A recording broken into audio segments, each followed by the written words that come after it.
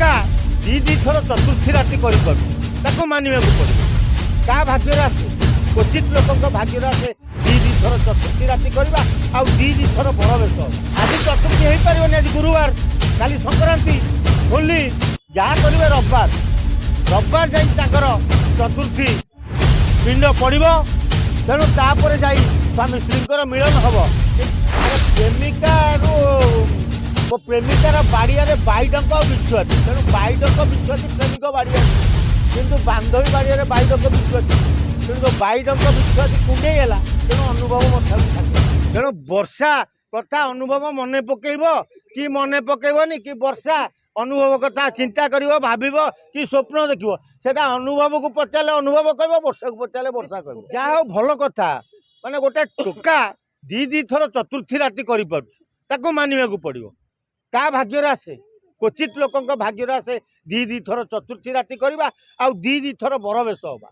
ହଁ ଆଣିପାରନ୍ତି, ଯଦି ବାନ୍ଧବୀ ବେଳେ କିଛି ହେଇଯାଇଥିବ ତାଙ୍କର ନଟର ପଟର, ତାହେଲେ ସେଥିପାଇଁ ତରବରରେ ବାହା ହେଇଯାଇଛନ୍ତି। ଆଉ କ'ଣ, ଆଉ 10 ମାସ ନ ଅପେକ୍ଷା କରି 5-6 ମାସରେ ଛୋଟ ଅନୁଭବକୁ ମାର୍କେଟକୁ ଛାଡ଼ିଦେବେ। ଆଉ କ'ଣ ଅସୁବିଧା କ'ଣ ରହିଲା? କର ଗୋଟେ କଥା ଧୀରେ ଧୀରେ ମନେ ପଡ଼ୁଥିବ ବର୍ଷାଙ୍କ କଥା, କାରଣ ବର୍ଷା ତାଙ୍କର ପ୍ରଥମ ପ୍ରେମିକରୁ ପ୍ରଥମ ସ୍ତ୍ରୀ ହେଇଥିଲେ। ତେଣୁ ଆଜି ପ୍ରଥମ ସ୍ତ୍ରୀ କି ଛାଡ଼ି ଦ୍ୱିତୀୟ ସ୍ତ୍ରୀ ସହିତ ଯେତେବେଳେ ଘର ସଂସାର କରିବାକୁ ଅନୁଭବ ଆଗେଇ ଯାଇଛନ୍ତି, ବର୍ଷା ଏବେ ବର୍ଷା ଯେଉଁଟା ଚିନ୍ତା କରିନଥିଲେ ଯେ ସତରେ କ'ଣ ଅନୁଭବ ମୋତେ ଛାଡ଼ିଦେବେ, ଆଉ ଗୋଟିଏ ପତ୍ନୀ ଗ୍ରହଣ କରିବେ, ଏକଥା କେବେ ବି ବର୍ଷା ତାଙ୍କ ମନରେ ଭାବିନଥିଲେ। କଥା ଆରେ ବାନ୍ଧବୀରୁ ଯେତେବେଳେ ସ୍ତ୍ରୀ ବନିଛନ୍ତି ଜାଗୃତି, ତେଣୁ ଜାଗୃତିଙ୍କୁ ଯେତେବେଳେ ଧରି ଓଡ଼ିଶା ଫେରୁଛନ୍ତି ଅନୁଭବ, ଏବେ ତାଙ୍କ ଘରେ ସବୁ ପୁରା କୋଳାହଳରେ ଘର କମ୍ପୁଛି। ତେଣୁ ଫେରିଛନ୍ତି ସତ, ସବୁ ଠିକ୍, କିନ୍ତୁ ଅନୁଭବ ତ ଏବେ ଚତୁର୍ଥୀ ଶ୍ରାଦ୍ଧ କରିପାରିବେନି ନା। ଆଜି ଚତୁର୍ଥୀ ହେଇପାରିବନି, ଆଜି ଗୁରୁବାର, କାଲି ସଂକ୍ରାନ୍ତି, ହୋଲି, ଯାହା କରିବେ ରବିବାର ଯାଇକି ତାଙ୍କର ଚତୁର୍ଥୀ ପିଣ୍ଡ ପଡ଼ିବ। ତେଣୁ ତାପରେ ଯାଇ ସ୍ୱାମୀ ସ୍ତ୍ରୀଙ୍କର ମିଳନ ହବ। କିନ୍ତୁ ଯାହା ହଉ ଜାଗୃତି ଏତେ ଦୂରରୁ ଆସିଛନ୍ତି ଆଜି ଶ୍ରୀକ୍ଷେତ୍ର ମାଟିକୁ, ଓଡ଼ିଶାରେ ସିଏ ପଦାର୍ପଣ କରିବେ, ଓଡ଼ିଶାର ବୋହୂ ହୋଇ ସବୁଦିନ ପାଇଁ ଓଡ଼ିଶାରେ ରହିଯିବେ। ଏତେ ଦୂରରୁ ଯେତେବେଳେ ପଳେଇ ଆସିଛନ୍ତି, ଜଣେ ବିଦେଶୀ ତ କୁହାଯିବନି ତାଙ୍କୁ, ଅନ୍ୟ ରାଜ୍ୟର ମହିଳା ଯେତେବେଳେ ଆସି ଓଡ଼ିଶାରେ ବୋହୂ ହେଉଛନ୍ତି, ତାଙ୍କୁ ଓଡ଼ିଶା ଲୋକ ନିହାତି ବଧାଇ ଦେବା ଦରକାର।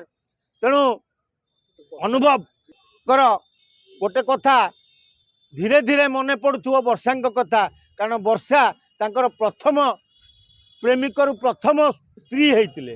ତେଣୁ ଆଜି ପ୍ରଥମ ସ୍ତ୍ରୀ କି ଛାଡ଼ି ଦ୍ୱିତୀୟ ସ୍ତ୍ରୀ ସହିତ ଯେତେବେଳେ ଘର ସଂସାର କରିବାକୁ ଅନୁଭବ ଆଗେଇ ଯାଇଛନ୍ତି, ବର୍ଷା ଏବେ ବର୍ଷା ଯେଉଁଟା ଚିନ୍ତା କରିନଥିଲେ ଯେ ସତରେ କ'ଣ ଅନୁଭବ ମୋତେ ଛାଡ଼ିଦେବେ, ଆଉ ଗୋଟିଏ ପତ୍ନୀ ଗ୍ରହଣ କରିବେ, ଏକଥା କେବେ ବି ବର୍ଷା ତାଙ୍କ ମନରେ ଭାବିନଥିଲେ।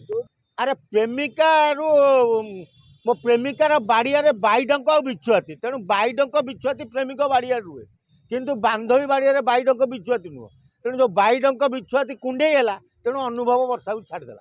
ଆରେ ଶୁଣ, ଅନୁଭବ କରିନାହାନ୍ତି, ଏଇଟା ଓଡ଼ିଶାରେ ଗୋଟେ ନୀତିଗତ ହେଇଗଲାଣି। ଧରମ ଭାଇ କରିବା, ଧରମ ଭଉଣୀ କରିବା, ବାନ୍ଧବୀ କରିବା, ୟାଙ୍କୁ ସବୁ କରି ମାଇପ ଯେଉଁ ତିଆରି ମାଇପ ବନେଇ ଦେଉଛନ୍ତି, ଏଇଟା ଗୋଟେ ପ୍ରହସନରେ ପରିଣତ ହେଇଗଲାଣି।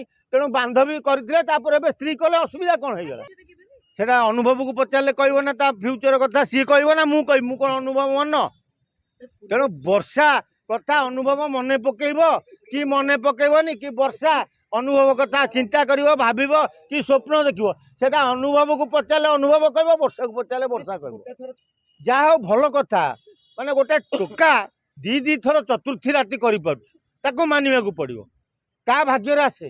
କ୍ୱଚିତ ଲୋକଙ୍କ ଭାଗ୍ୟରେ ଆସେ ଦି ଥର ଚତୁର୍ଥୀ ରାତି କରିବା ଆଉ ଦି ଥର ବର ବେଶ ହବା। ଏବେ ଏଇ ଯେଉଁ 2025ରେ ବହୁ ରାଜନେତା ଆଉ ଇଏ ତମର ଫିଲ୍ମ ଜଗତର ଅଭିନେତା ଏ ବହୁ ଏଥରକ 2025ରେ ଦିଟା ଚତୁର୍ଥୀ ପ୍ରାୟ କରୁଛନ୍ତି। ହଁ ଆଣିପାରନ୍ତି, ଯଦି ବାନ୍ଧବୀ ବେଳେ କିଛି ହେଇଯାଇଥିବ ତାଙ୍କର ନଟର ପଟର, ତାହେଲେ ସେଥିପାଇଁ ତରବରରେ ବାହା ହେଇଯାଇଛନ୍ତି। ଆଉ କ'ଣ, आ 10 मास न अपेक्षा करी 5-6 मास छोट अनुभव को मार्केट को छाड़देवे आ असुविधा कौन रहा बढ़िया प्रेरणा कारण नेता आउ अभिनेता ये सब दी थर बाहर तमें जदि युव समाज तांको फॉलो करियो घर को किड़ा नहीं कि आसीबो अरे जो एटा सौभाग्य कारण जोड़ा आज पर्यंत मैरेज करना से पुरुषत्व नहीं बोली मैरेज करना यहाँ डबल पुरुषत्व अच्छी बोली डबल बाहर। जदि आपंक आम भिडी भल लगा तेब आम चैनल को लाइक शेयर और सब्सक्राइब करने को जमा भी भूलु नहीं।